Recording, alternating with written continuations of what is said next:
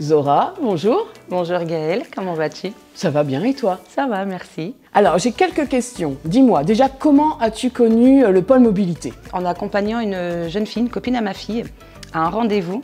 Et du coup, ce jour-là, en fait, on s'est retrouvés plus ou moins à la porte. Ah bon? Ouais. La collègue, en fait, avait oublié les clés. Donc du coup, je suis tombée sur une autre collègue qui était comme nous, qui attendait. Et du coup, de là, en fait, on a parlé ensemble. Je lui ai posé des questions comme s'il fallait des critères, ou si tout le monde pouvait y participer.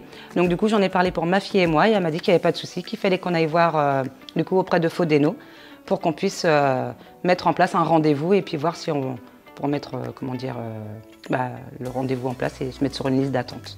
D'accord, oui, si je me souviens bien, on s'est rencontrés en mai 2024. C'est ça. Et qu'est-ce qui t'a motivé du coup à faire ce bilan de compétences mobilité?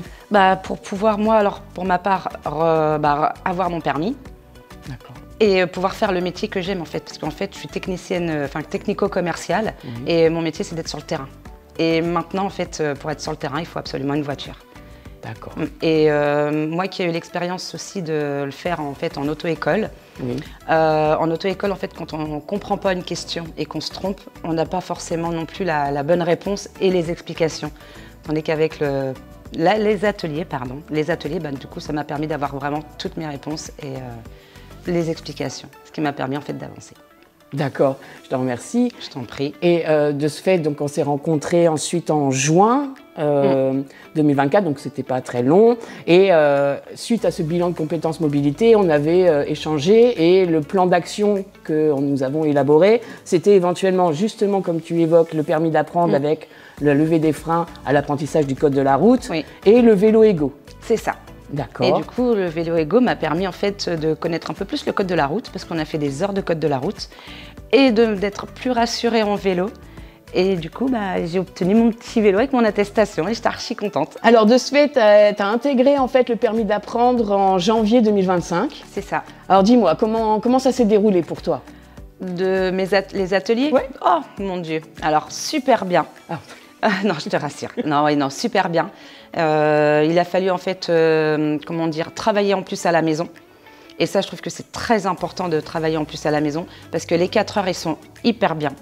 On va dire très bien parce qu'on travaille donc le code, on travaille des exercices de code, on travaille en fait sur la mécanique et quand on est en difficulté, on peut poser nos questions donc auprès de toi, Gaëlle, et tu nous expliques en fait les choses très simplement et ce qui fait qu'on arrive vraiment à comprendre très rapidement. Et le groupe, la notion de groupe? Alors travailler en équipe comme ça, c'est super. On s'entraide. Et en plus, on peut, par exemple, moi j'avais eu des difficultés sur les balises, par exemple. J'ai posé des questions et du coup, ça a permis au fait à d'autres poser aussi des questions parce qu'ils n'osaient pas poser des questions. Et du coup, là, on a pu être vraiment, en équipe. Et ça a permis aux autres aussi de se poser des questions et puis d'avoir les réponses avec de bonnes compréhensions. Alors, je me souviens que tu étais très assidue au niveau des ateliers, en effet, les jeudis matins, et également que tu travaillais à la maison, chez toi, très régulièrement. Oui. Et je me souviens également que tu étais très dense au niveau des horaires d'apprentissage chez toi. Oui, je faisais plus de 15 heures à la maison. Et c'était trop. Parce que du coup, j'apprenais beaucoup. Ça m'a, mis beaucoup de pression. Et il a fallu que du coup je diminue et grâce à ton planning que tu nous avais fait pour nous donner des exemples, j'ai pu en fait remodeler mon planning et du coup de 15 heures je suis passée à 12 heures, ce qui était suffisant pour moi et mes 4 heures du jeudi matin. D'accord. Et qu'est-ce que tu as particulièrement apprécié au sein même de ces ateliers? Du fait que tu sois présente quand on te posait des questions, que tu prenais le temps d'être là pour nous expliquer nos mauvaises compréhensions. Tu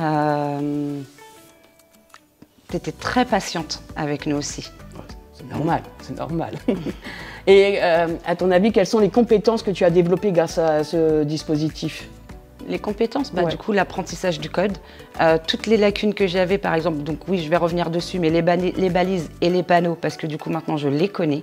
Et grâce à ça, du coup, ça m'a permis de réussir mon code, parce que c'était beaucoup ça, en fait, que j'avais en difficulté, qui me permettait d'avoir beaucoup de mauvaises notes, non enfin, plus de points, en fait, que de moins de points. Et du coup, j'ai obtenu mon code en fait grâce à toi en fait. Oh, grâce à toi surtout, c'est toi qui as été maître et actrice de ton apprentissage.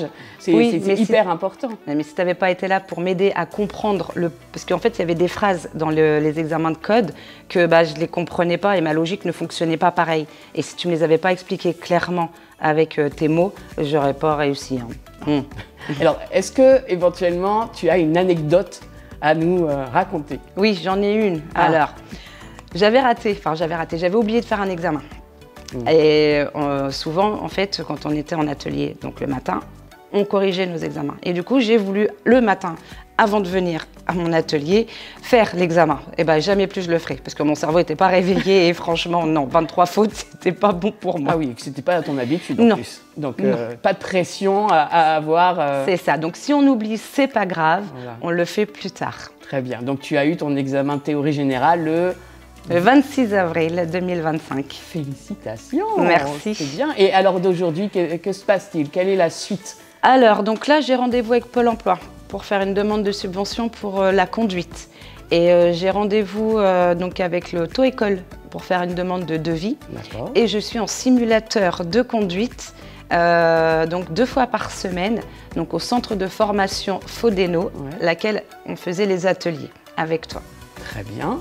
Et est-ce qu'il y a eu un changement professionnel depuis qu'on s'est rencontrés? Oui, j'ai du coup réussi à avoir un remplacement et j'ai possibilité en fait derrière d'être promu une fois que j'ai mon permis, promu chef d'équipe, parce que pour pouvoir être chef d'équipe, il faut une voiture. Super. Et quand j'ai expliqué à l'entretien en fait que j'étais en train de passer mon permis et que j'avais mon code, ils m'ont dit qu'il n'y avait pas de souci pour ça. Super, c'est une bonne nouvelle. Oui. Et dis-moi, Zora, qu'est-ce que tu pourrais éventuellement proposer, conseiller aux personnes qui souhaiteraient passer par le pôle mobilité? Quelles sont Alors, déjà, ne pas se refréner, parce que c'est pour toute personne.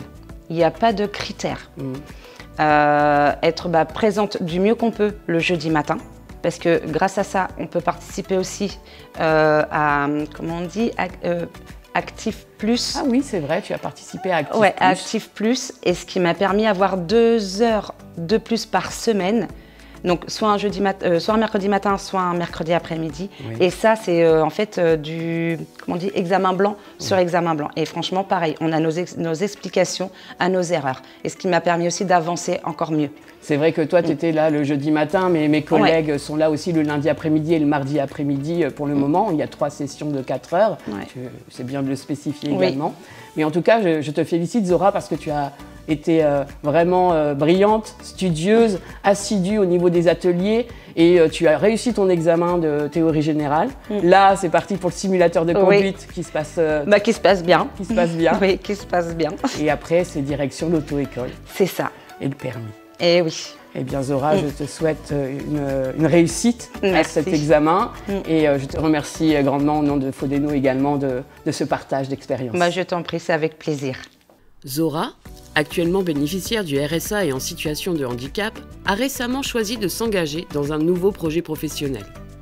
Elle vient de commencer un contrat d'apprentissage en alternance d'une durée de 12 mois pour préparer un BTS négociateur technico-commercial. En parallèle, elle est dans l'attente d'une réponse de France Travail concernant une aide financière pour le financement de son permis de conduire. Dès que cette aide sera confirmée, elle pourra entamer ses cours de conduite à l'auto-école nord-ouest de Bléville. Installée désormais dans le quartier des Points Cardinaux à Bléville, elle poursuit ainsi ses démarches pour favoriser son insertion professionnelle et gagner en autonomie.